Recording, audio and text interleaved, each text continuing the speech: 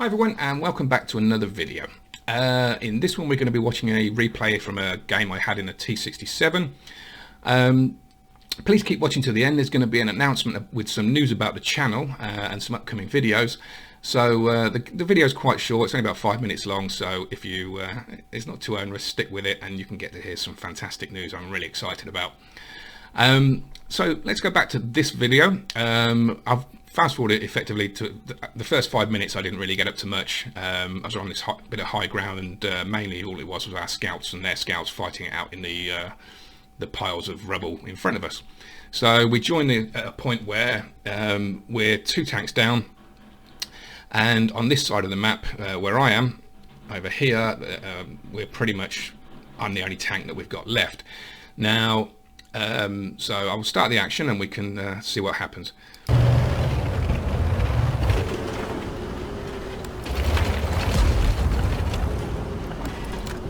Again, it's quite slow. There's just no chance to see anything, but then all of a sudden one of their T-67s pops up behind me with a clear shot at one of our artillery.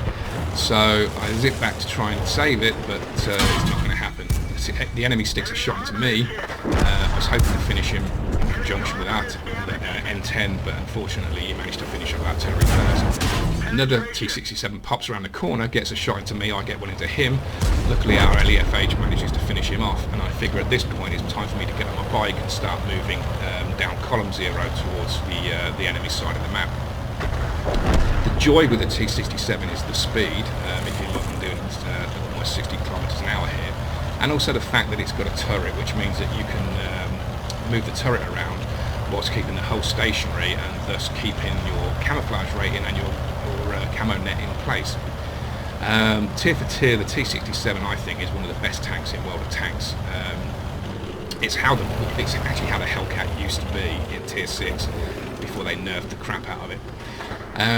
So I pop up here to see if I can get a shot at the T-34. I can't. He manages to finish off our T-67 over that side of the map.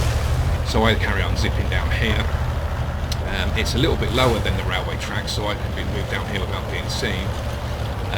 And right about now I noticed that an enemy Panzer SFL 4C toaster pops up there, so I try and move forward quickly. He's obviously moving towards where I am to try and get me, and I figure I'll get there first and get him as he comes around the corner. Now ideally I'm going to try and track him as he does that, but we'll see what happens when I do. We're still 2 tanks down, so I aim very carefully at his track and completely missed the track. Managed to get a shot into him, but missed what I was aiming for. He misses me luckily, so I get another shot into him and he backs back around the corner. I was going to follow him and then figured that I'd pretty much be an almost one shot for him, especially if he's got the 88mm gun on there. So I decide to flank him or attack him from the rear and go around the other way and use the excellent speed and mobility of the T-67 as my advantage. So we're down to 2 tanks versus 4 of theirs now, 5 of theirs. For some reason their guerrilla isn't showing up. So not good odds, but still doable. Oh, 3 tanks, sorry, I do apologise, I missed out the slug there. Pop around the corner and see the guerrilla. Managed to finish him off in conjunction with one of our other players, I think. So now it's time to go and get the toaster. You'll see the excellent snapshot ability now of the T-67. So not too much aiming time and a quick reload there. And also I can see now that the enemy LEFH is there, not far from their base. Need to be careful with that. He's got a very high rate of fire, excellent view range, so I'm certainly spotted.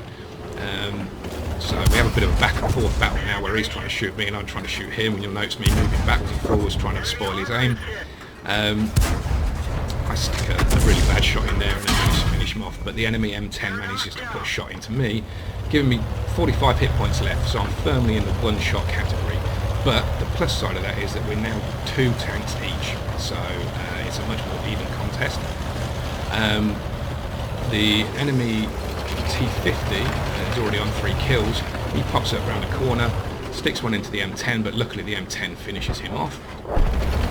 So at this point I'm trying to think that our best bet is that if we both go from opposite directions and make sure that the enemy M10 can only be looking at one at once.